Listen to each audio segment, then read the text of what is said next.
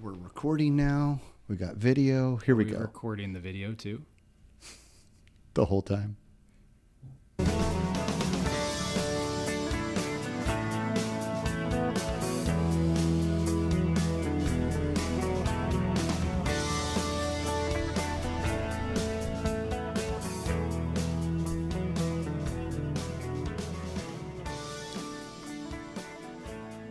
The art of life is more like the wrestler's art than the dancer's in respect of this, that it should stand ready and firm to meet onsets which are sudden and unexpected. Friends, this is the Formless Podcast, episode number 64, with Tyler, the superhuman, and me, Dustin. And I have a little something that I wrote for our guest here. Uh-oh. Yeah. Our guest is none other than Mark, Mr. Mark, as I call him, or as some people in his hometown might call him when they meet him. I started writing this last week when I finalized the idea that this was going to happen. Mark is my friend and a man of many talents who wears many hats, a very talented musician, web designer, family man, hot rodder, a true international man of mystery, who has built more than a few businesses and designed websites for the Record Searchlight, the Oakland Raiders, and built our very own website, just to name a few. A guy whose enthusiasm for life is unmatched by mere mortals. Mark is the definition of a true friend who has not only edited every single episode of this podcast, but has cheered us all on along the way.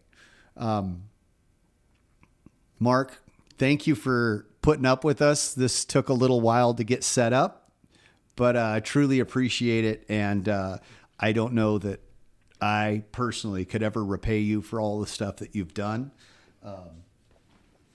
So thank you and welcome. And what do you got?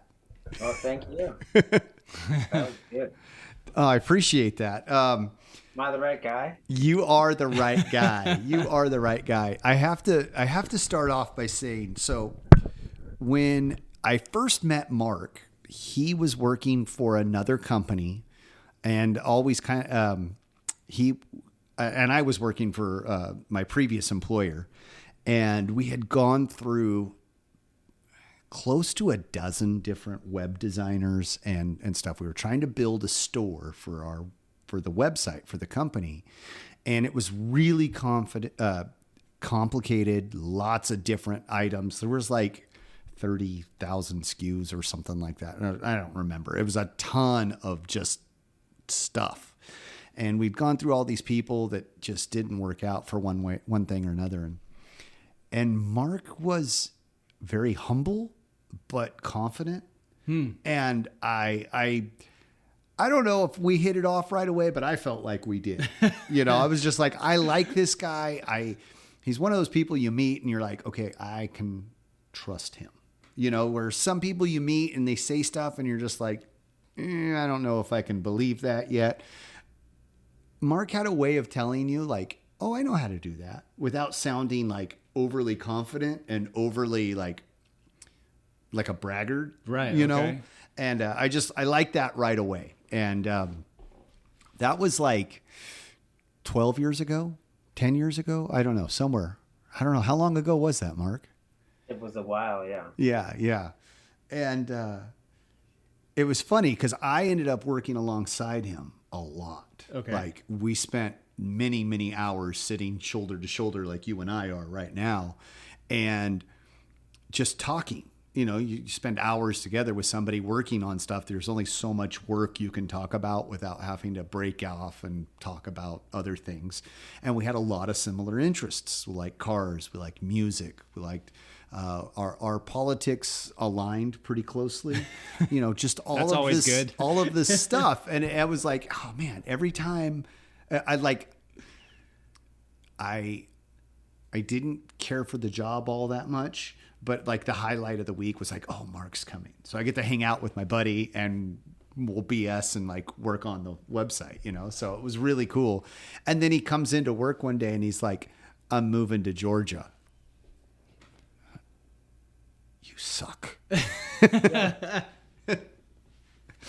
Not because he's moving to Georgia. No, but you know, like, man, gotta leave me.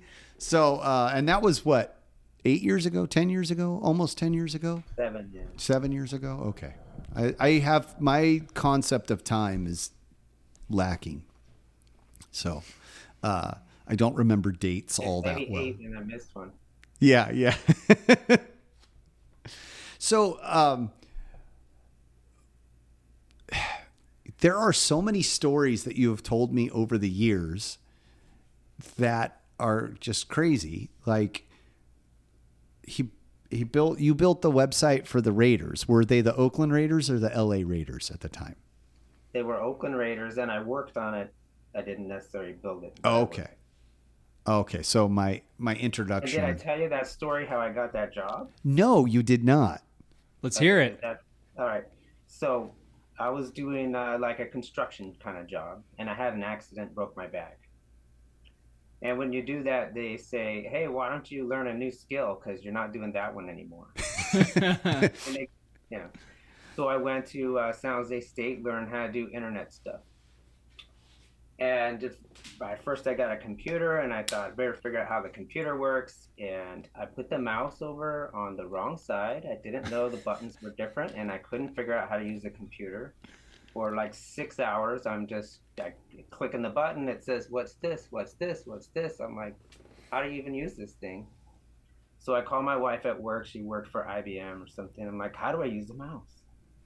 So you're clicking the wrong button. I'm like, oh.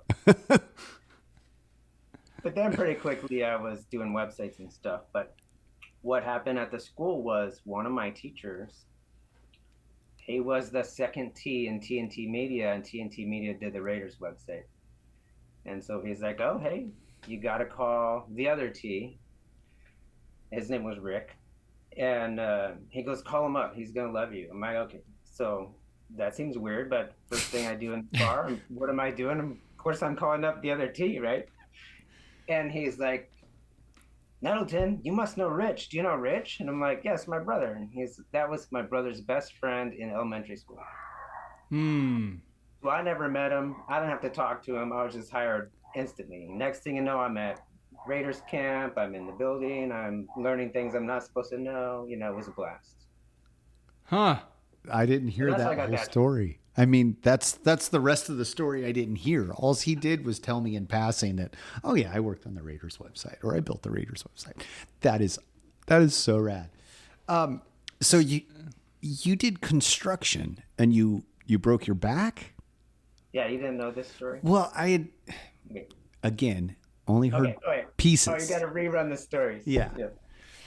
So yeah, I was doing gutters and it was raining. And I worked every single day of the year. There wasn't any day I didn't work unless the boss said, hey, let's go on the houseboat. Then I said, okay.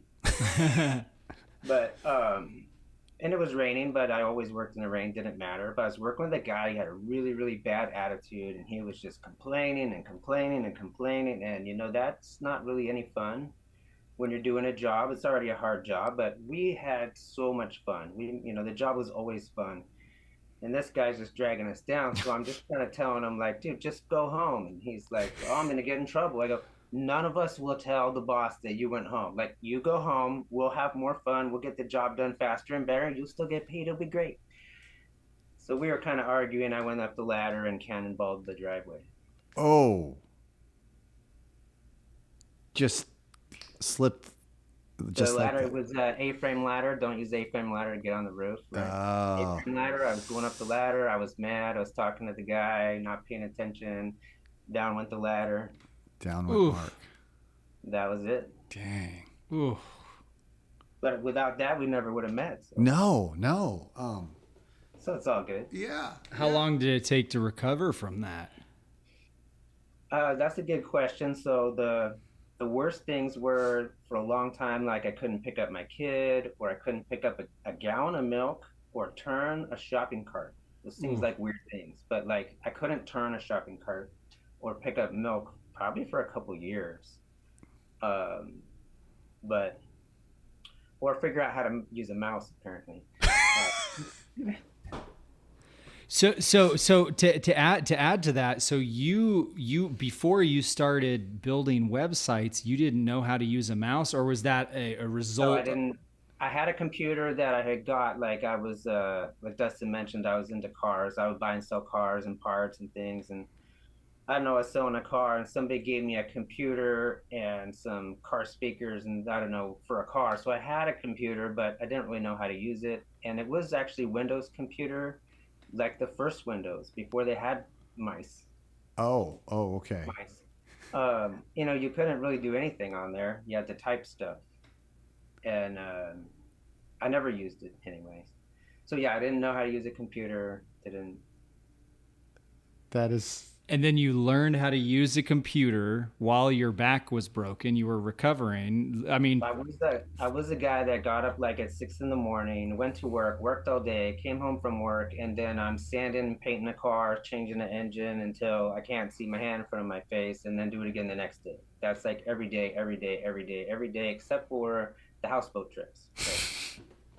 So I broke my back. All of a sudden, I can do nothing. I'm sitting at home. I don't have a TV. I don't have cable. I don't have anything. This is the late 90s. And what am I going to do? you got a lot of time I on your had this hands. magazine, the Silver and Black Illustrated, which was like a monthly kind of Raiders magazine. And so first thing I thought, okay, I got a computer and I've got the internet now. Where am I going to go? What am I going to do? I should go to the Raiders website and read something, right?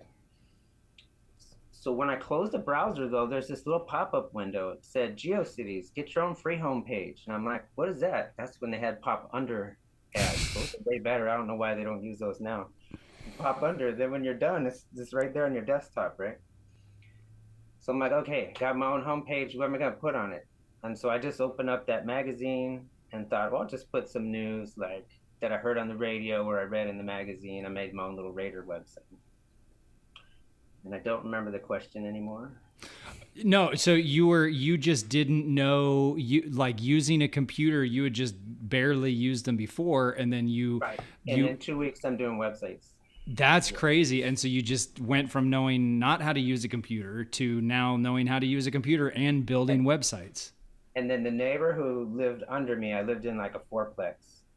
He knew that I was doing the website thing because apparently I tapped my foot on the floor and made too much noise. So we talked every once in a while.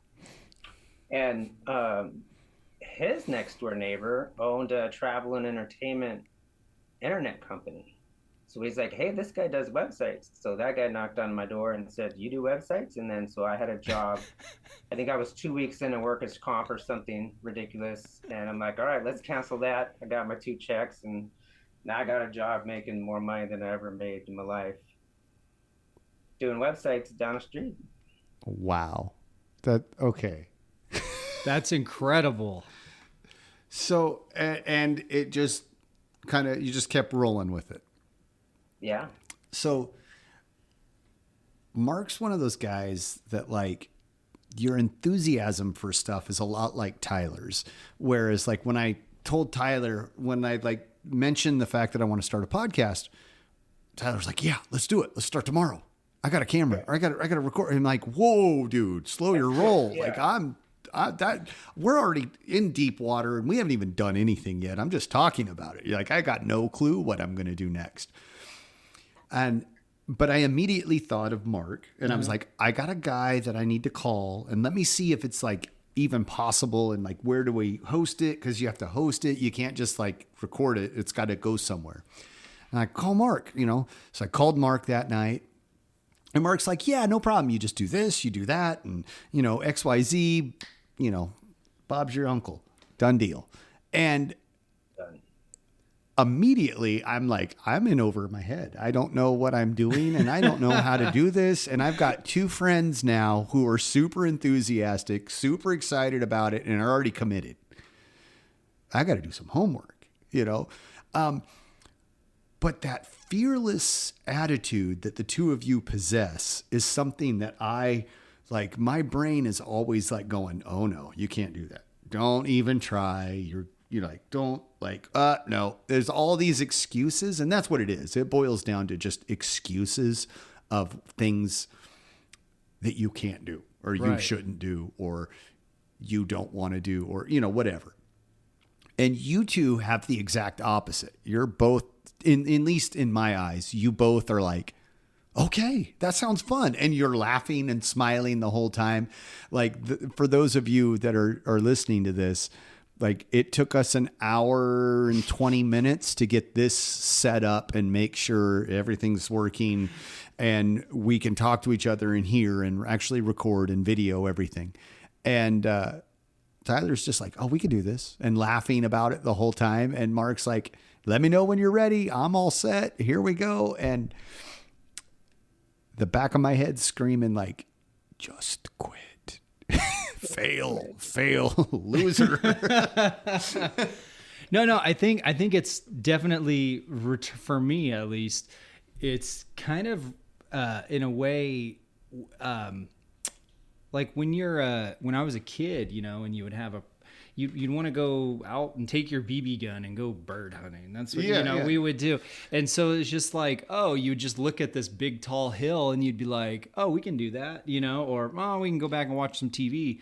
But it's just like that sense of child wonderment that just you just boil everything down to where it's real simple, and you're just like, oh, like we can do that. We can climb that hill and go find birds up on that hill, or we can just figure this out, right? You know, and you got to have, you know, you got to be grounded. You can't just be like, oh, I'm going to swim from Florida to Cuba, like, you know. I mean, so you know, there's a reality. A reality, but yeah. Maybe I'm just a realist. I don't know, Mark. What do you think? What is your opinion on that? Because do you feel that way? I think we could swim to Cuba. We just have to sit down and pencil it out and figure out like how far are we going to swim before we get tired and what do we need, you know, like there's a way to do it.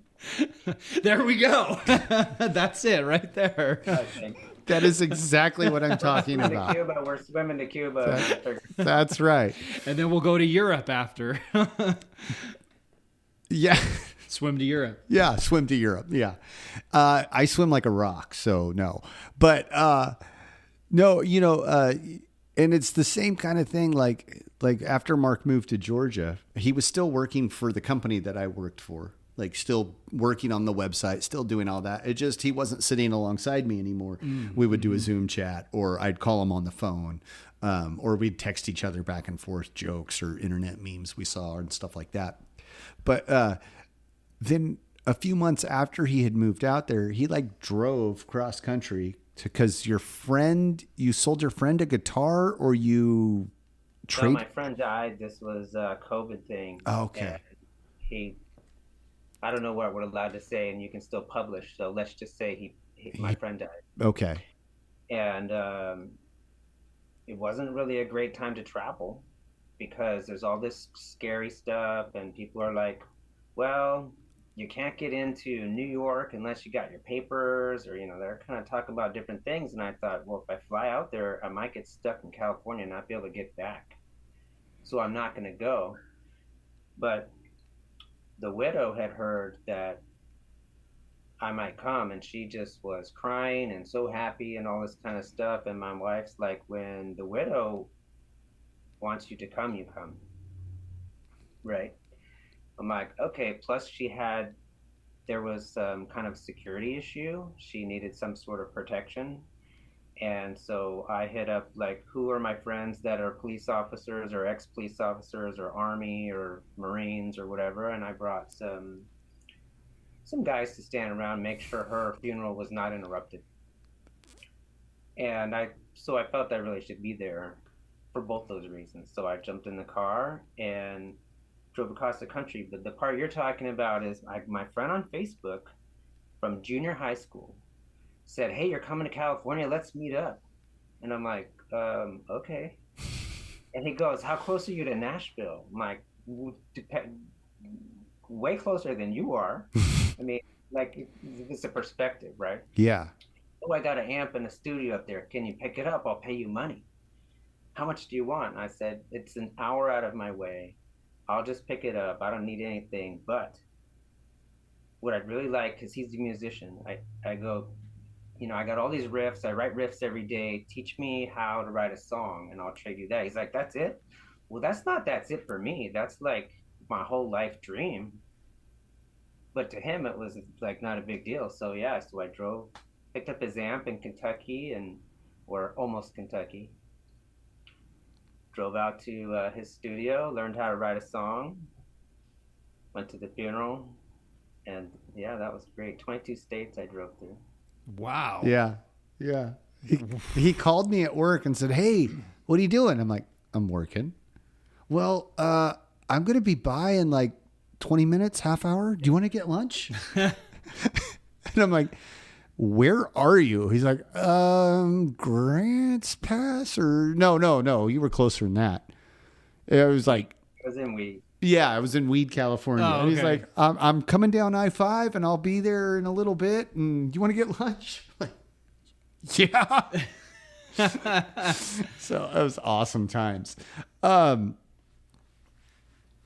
man. Geez, Mark. Now, was that the song that you recorded? Was that the song that we put on the podcast? That's the end. At the end, yeah. Yeah. Okay. So that song that he recorded is on the end of our the outro music. For Yeah. our podcast. That's cool. Yeah, we love it. It's I awesome. got Greg Bissonette to play drums on that, which people are like, what? They think that's crazy. For those that don't know, Mark, would you let us know who Greg is? Greg is a drummer. He played with a guy called David Lee Roth on all his records. He played with Joe Satriani. He played with Steve Vai. He's played on hundreds and hundreds of albums. And I got him to play on my stuff because he came to Atlanta. I'm in Atlanta, so I'm like, oh, that's cool. And he was on a podcast, live on a podcast, right? I just happened to catch it while it was live. And he's being interviewed. He's in town to play a show, and the host says, "Hey, what do you got to plug? Like, you got anything coming out?" And he's like, "I don't have anything to plug because I got a show tonight, but by the time this airs, the show will be over." Right? He's like, "Well, there's got to be something." And he goes, "All right, if you want me to play on your songs, send me an email." And you can hear my fingers typing. Like right away. Yeah, so I sent him an email. We hooked it up, and he played on those first two songs I wrote. That is amazing. That is cool. Huh. Just a chance, like you just found, like you didn't know, hey, he's going to be on this podcast. You just happened to find it on YouTube. Just open the YouTube, and it says, "Oh, Rick Beato's live," and I clicked on it and watched the interview, and Bada bing, bada boom. He plays on my songs, and that's cool. That is awesome. That is cool. Right. The next ones, though, are going to be Kenny, I think. I'm going to have Kenny play on the next one. Right on. That was the guy that you posted with on the Facebook? Yeah, Kenny Arnoff. He's was the drummer, or is the drummer for a guy called John Cougar, now John Mellencamp. He's played Bon Jovi and the same Steve Vai and Joe Satriani. He's got like 100 #1 songs that he plays on. Whoa. If you've ever turned on the radio since you were born, you've heard his music. Somewhere. And nobody knows who the drummers are. Well, they sit behind. They're behind everybody. Backline. So I got to do it just because I can, not because I need to. But why not? Exactly. Absolutely. If Jocko wanted to do your podcast, would you say no? I need to do it. Yeah. Like I'd be like, do you want my firstborn? What do you need? Sorry, kid. No, my wife's going to hear this. That's not going to happen. Don't worry, love. Oh, that's wild. And it's just fun. Yeah. And I appreciate that about the both of you. Like, you guys are always willing to go. Like, let's do it. And it's inspired me, and it's made me want to do stuff and like step out of that comfort zone. And I just like my attitude now, since meeting both of you guys and spending time with both of you, has been more like, let's just try. Let's see what happens. Let's see what happens. And I've gotten a lot further in life because of it, and I'm a much happier person because of it. Sometimes the ego gets a little bruised, but that's all right. You can heal from that, you know? But yeah. What do you think? It's a question for you and for Mark.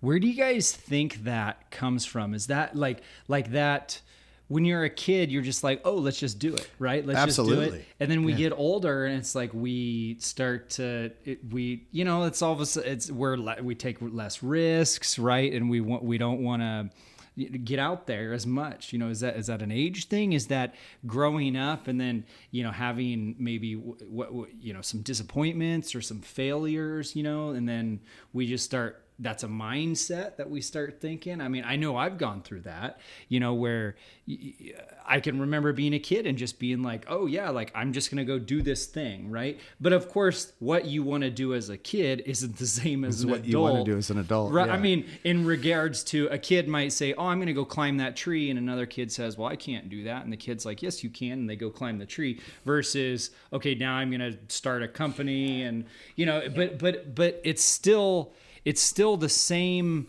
thing of overcoming that hump, right? It's still the same belief, in my opinion. I mean, what do you guys think about that? Yeah, I agree. I was just reflecting on my own thing, my own hangups, I guess, and why. I agree with you. I don't know why I'm the way I am. You know what I'm saying? Like, is it a learned behavior that we have that it's like we learn to then not take risks? Is that a learned behavior? What do you think, Mark? So for me, I have obviously the curiosity, right? Let's say we're kids, we're all 12 years old, we're at one of our houses, and Tyler says, hey, let's jump off the roof. My first instinct is no. But hey, that might be fun well, let's see, where's the roof? How high is the roof? Is there some safe way I can jump off the roof? If there is, or yeah, why not? Let's do it. I didn't realize the pool's back there. Let's jump in the pool from the roof. That sounds like fun. If there's not a safe way, I'm just like, yeah, no, I'm not doing that. And I don't care. This is just something about me. I don't care if Tyler doesn't like me anymore because I don't want to jump off his roof. That's a superpower thing that I'm lucky to have, where if you're like, hey, let's go do this thing, I'm not doing that. I don't feel that what people call the peer pressure or whatever. So there's that curiosity part. But the other part for me is kind of like the Raiders thing. I asked the guy, hey, how did you get this website? And he says, I asked.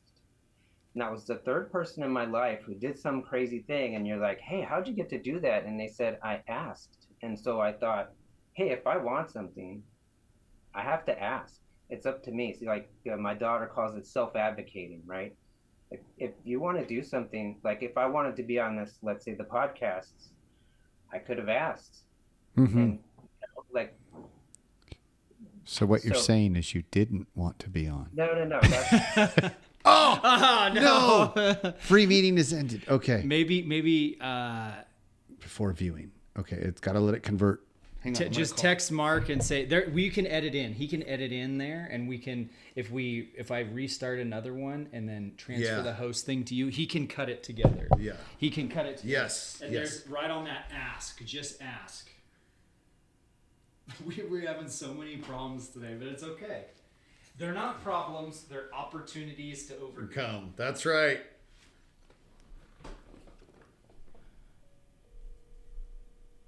Send a new link. He just said it. Here, I'll start one. Okay. Let's see if it'll. Hold on. We gotta wait. I gotta wait 9 minutes to start the next one. Okay. So he starts one, then transfers it to you. Oh, that's true. He could do that. And we gotta wait for this to convert because it's converting to video. Yeah. Ah.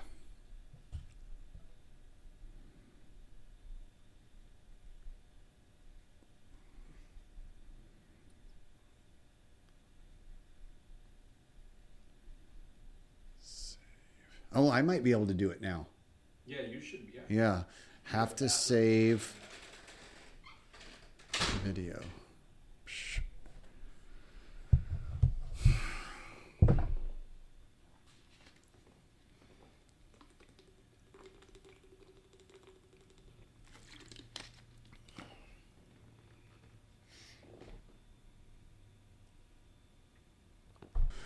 All right, now we're back.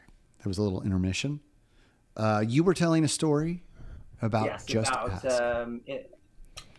The why are we who we are, sort of a little bit, and just being ask. apprehensive about how do you get things, or how did we become fearless, or whatever that is. So part of that is I learned from mentors. I had like 3 who all kind of gave me the same advice when I asked them. And I guess that's my thing, really, curiosity. So I ask questions. And so I asked people like, hey, how did you get this? How did this thing happen for you? And the answer from all 3 of them was, I asked. So I kind of learned that as a late teenager, that, if you want stuff, you have to ask. But the next part of that I think is super important is that you deserve it too. If you think like, that guy would never, I don't have a great example, but let's say you wanted to meet J-Lo and you've seen her in the airport or something, right? Like, maybe that's probably a bad example because maybe you don't want to bug her, but let's put that part aside. If you wanted to say something or meet her, you have to ask. She's not going to come to you, right? She don't know you. And people think maybe, I'm not worthy or something like that. And you have to put that aside. Like, you're just as qualified. You're just as good. You're just like, nobody's better than anybody else. People are just people. And so that's kind of the preachy part is people are people. You're just as valuable as the next person. Doesn't matter if they've got, 50 million albums they sold and you've sold 0. Like, people will be just as happy to talk to you. So you just have to ask, advocate for yourself. I think that's where I was going.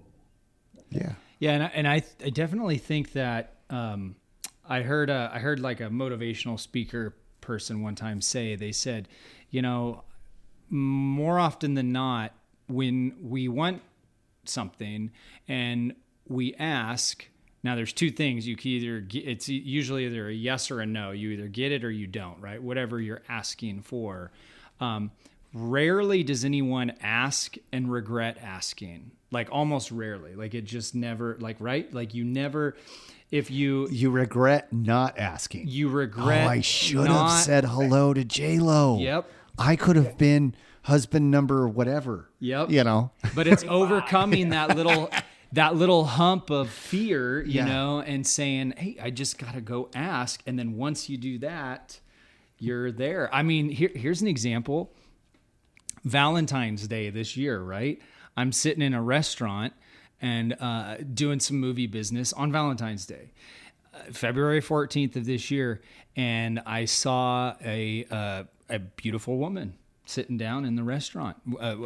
I thought she was very beautiful. And so I was like, I'm just going to go up and say hi and compliment her. And so 3 months later, we're still dating. Oh, right on. And that was all because I went up to her in a restaurant on Valentine's Day and said, hey, I like the color of that sweatshirt you're wearing. It looks good on you. We hit it off. We started dancing, and here we are, 3 months later. And it was all like what you said, Mark. It was all because I went up and asked, essentially. I just gave her the compliment. Yeah. That's cool. I did not know that story. Yeah, that's the story. So now that's out on the podcast here. We won't tell anyone. Yeah. Right on. Her name's Holly, by the way, my girlfriend. Yeah, I know. Yeah, you've introduced me to her. Right. I was just saying. I didn't know that's how you met her. Yeah. I just figured like, I don't know. I just figured like, he picked this gal up, like, that's I cool. gotta ask the question, hey, Tyler, how'd you meet Holly? I asked. There we go. Yeah, there we go. Yeah.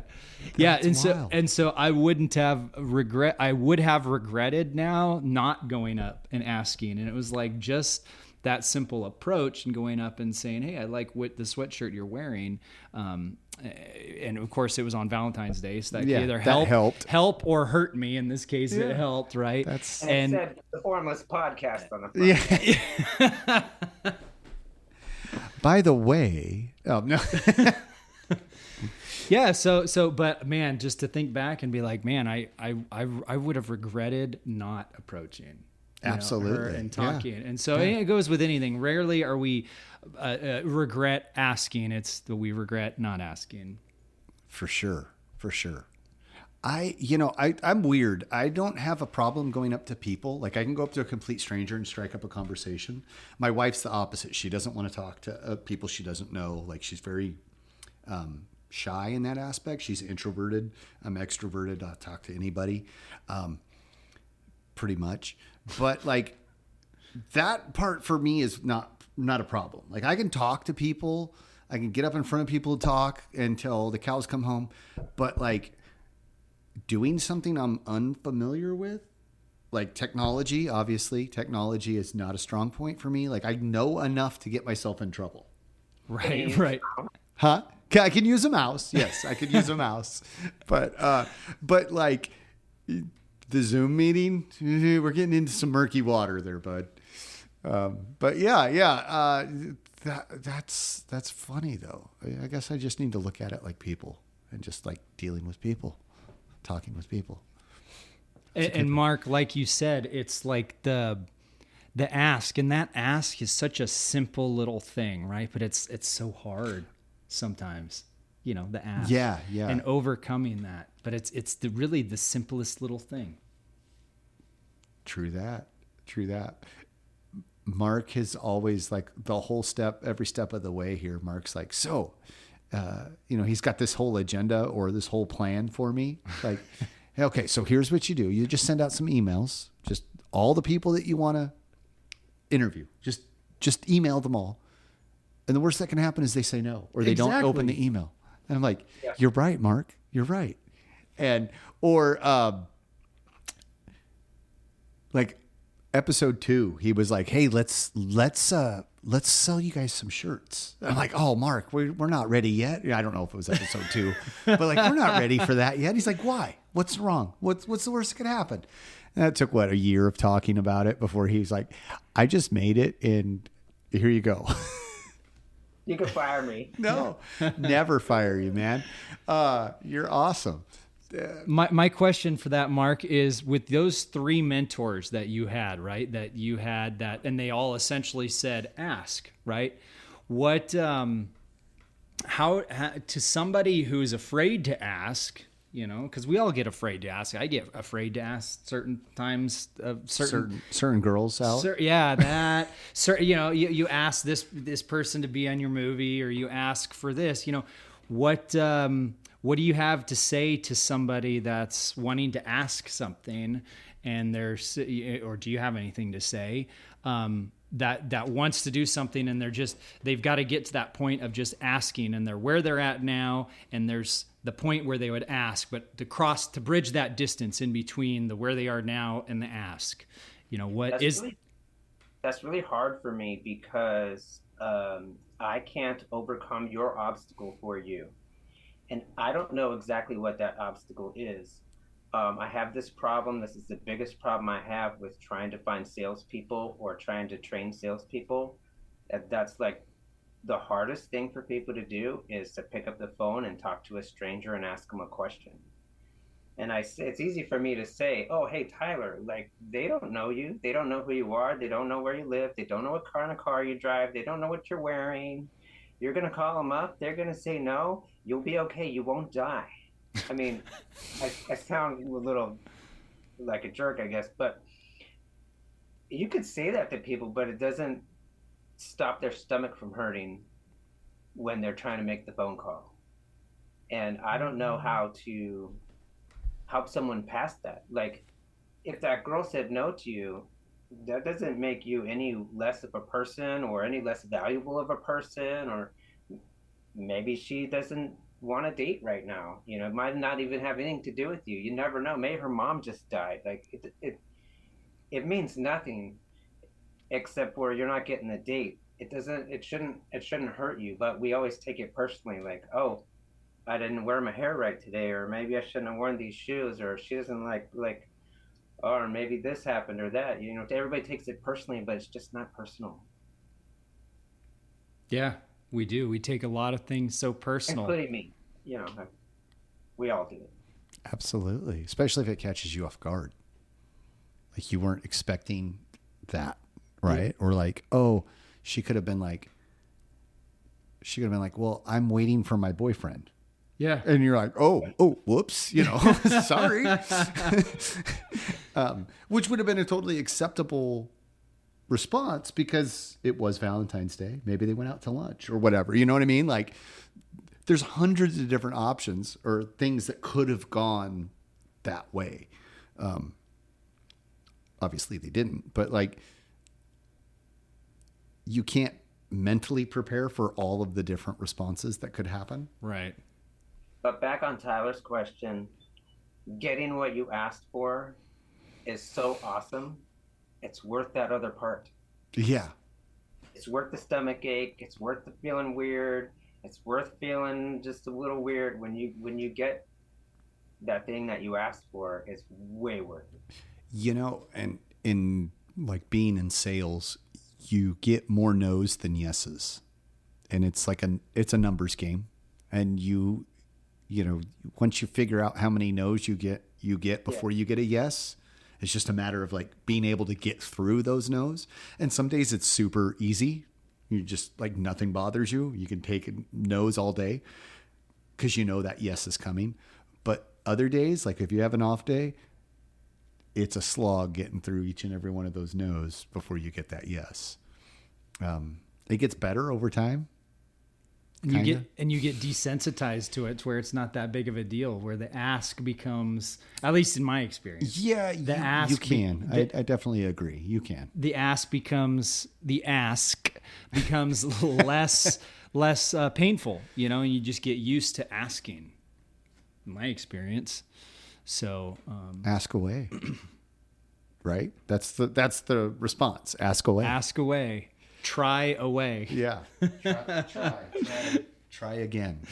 Okay, that'll be a new song. We'll have to make the Ask Away song. There you go. So Mark just sends me random text messages with links to YouTube videos of things that he's created, music wise, and all of them, I like them. They're great. It's always like at the most random times too, which I love because I'm like, oh, cool, Mark made a new song, and pull it up on the video. I think one of the things, like, from if somebody has the desire to ask but where they are now and the desire to ask for something, you want to ask for a raise at work. Let's just say that you're at work, you want to ask for a raise, and you're at where you are now. Well, some people might be able to just be like, okay. And they flip an internal switch and say, okay, I'm just going to ask for a raise. Some people can do that. Some people, they need to work their way up to it. And so rather than going straight to the ask for a raise, they might have to say, okay, well, now I'm going to ask somebody in the store that I don't know a question. Just ask them, hey, do you know what the temperature is going to be like next week? And it's like that break the ice kind of thing. Yeah, break the ice. Gotcha. And like a small little step here and versus gradually work your way up to it, as opposed to punching them in the face with give me a raise. That's right. That would be the answer to my question, is you'd take the small steps first but some people can just take that one large step, Just dive in. So, but anyways, that's fascinating, Mark, that you had 3 mentors that you were able to all get the same information. Like, you were essentially able to interpret that they were all saying the same thing. Yeah. Can I ask who they were? That's a really good question. And so Rick Tracewell, that was TNT Media. That was the Raiders website. I asked him that question, how'd you get this website, and he just said, oh, I asked. The other 2, I don't actually remember the exact scenarios. Mm-hmm. I'm certain one was Dan Rosetta. He was for 6 years, I was a DJ. I worked with him. He found me in a record store. I worked at Tower Records, and he put all this music on the counter, and I'm like, oh, you must be a DJ. And by that Saturday, so was I. But he was my mentor. He taught me a lot. So probably him. And I don't actually remember right at this minute the exact situations. I just remember that from growing up, that being the answer. Huh. Very cool. one of the, how long have you been doing websites now? Since about late 90s. So Close to 30 years, something like that? yeah. A while. Wow. A while. And I write software, so I'm, computer programmer guy. So that's the fun thing is like if when Dustin's talking about the podcast and he said, "Oh, how are we going to do this?" or even we're talking about swimming to Cuba or something, right? That's really the fun part for me is if you said, "Well, we need to this is how my business runs and we need the business to run better." I like to figure out here's how your business is going to run better and I write the software that does that. Then it happens to also usually be connected into a website. There's a company there in town. Maybe I won't mention their name, but they're like a tennis and fitness club. And I did some stuff for them, and they got rid of 6 employees. Not that that's great, but I saved them that much money just by writing some software to help people book tennis courts and stuff like that. So that's fun. Not getting people fired is fun, but helping people be more efficient in their business.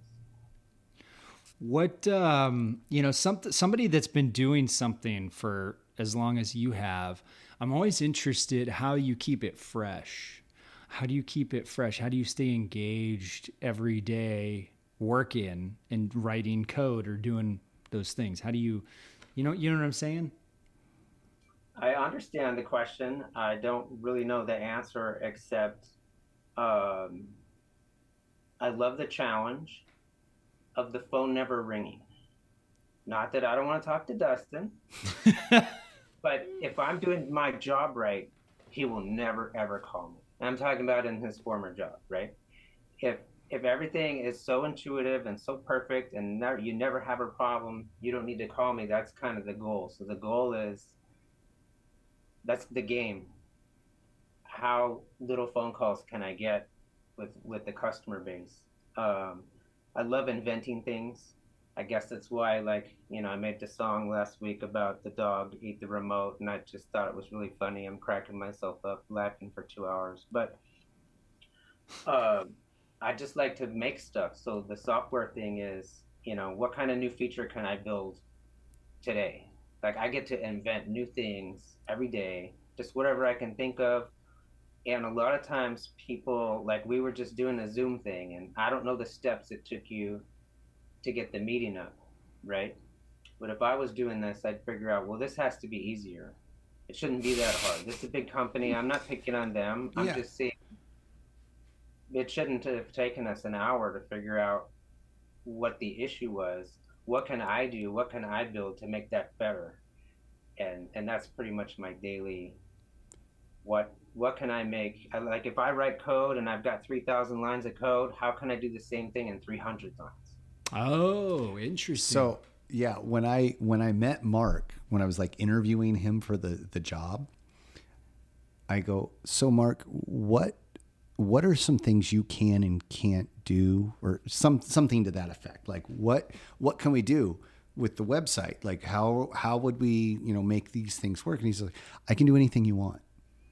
Like it was just so open answered. Like we're limited by your imaginations only. Yeah, and that was so eye opening because everybody up until that point was like, well, and they had this whole agenda and they wanted you to convert to their game plan or their idea, and we had done that a whole bunch of times, and it worked, but it was really clunky and it was hard for the customer and all of these things.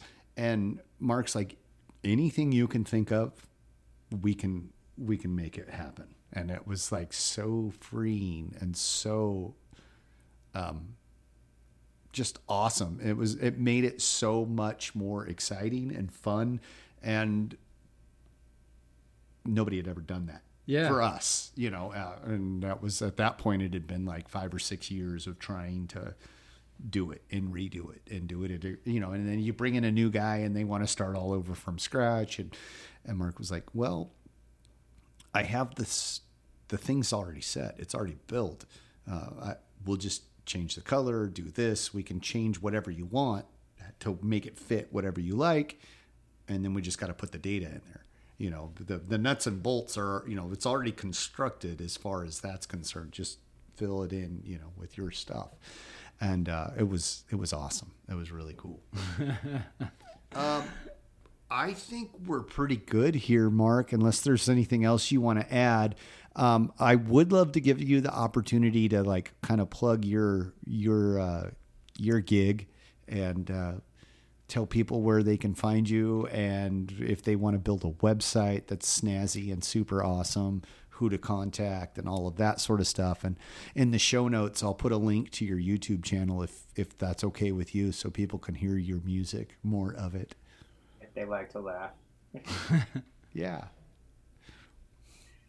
Okay, so my website, I guess, is automatrix.net, and we can build anything you can dream. Absolutely. That's the thing. I can definitely testify to that for sure. Anything you can dream. I like that. Yeah. Go Spartans. I went to San Jose State too. Oh, right on. Yeah. That's where I got my film degree. You said that at the beginning of the podcast about going to San Jose State, and I was like, "Oh yeah, I went there too." Yeah, I was there in 98. Right. Cool. I took a 2-year learn to be a computer businessman program in 6 weeks. Right on. Hold on, wait a minute. 2 years and 6 weeks? I did in 6 weeks. Well, You could take one class, because the classes are sometimes 8 hours or 6 hours, or they're long classes. yeah. And they're like, you can only take one a day and one here. I took 3 a day, or I didn't. What else am I doing? So. Well, yeah, you went from working all day to sitting around just waiting for something to do. So yeah, makes sense. That was awesome.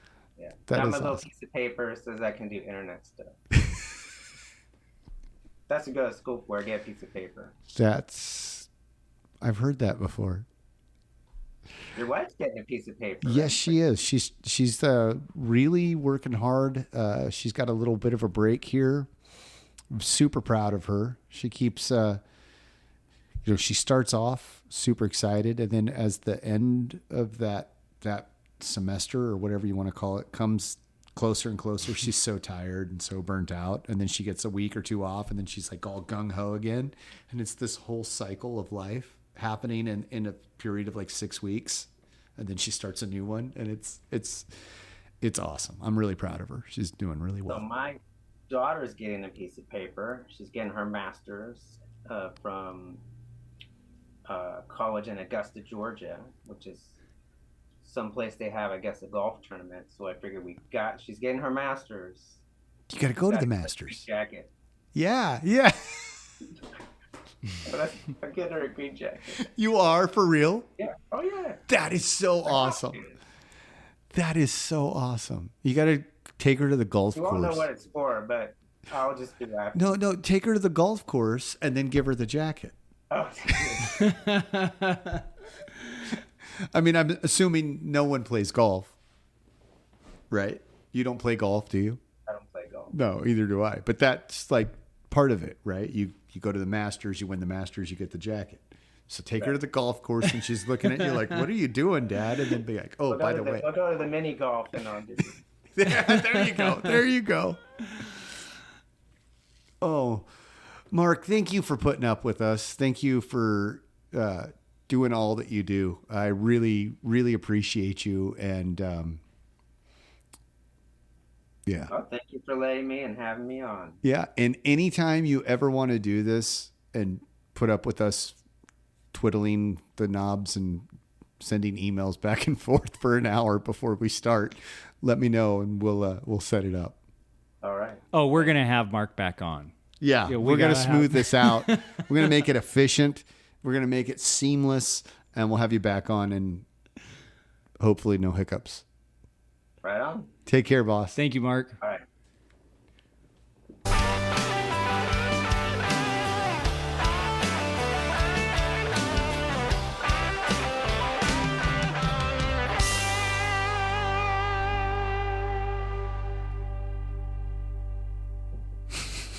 Does this mean there's a podcast to edit coming soon? Yes. Yes, it does. Later. Later. See you, Mark. Nice meeting you finally. Yeah, you too. Oh, man. Holy cow. That was good. That second. That was like so much smoother. Yeah.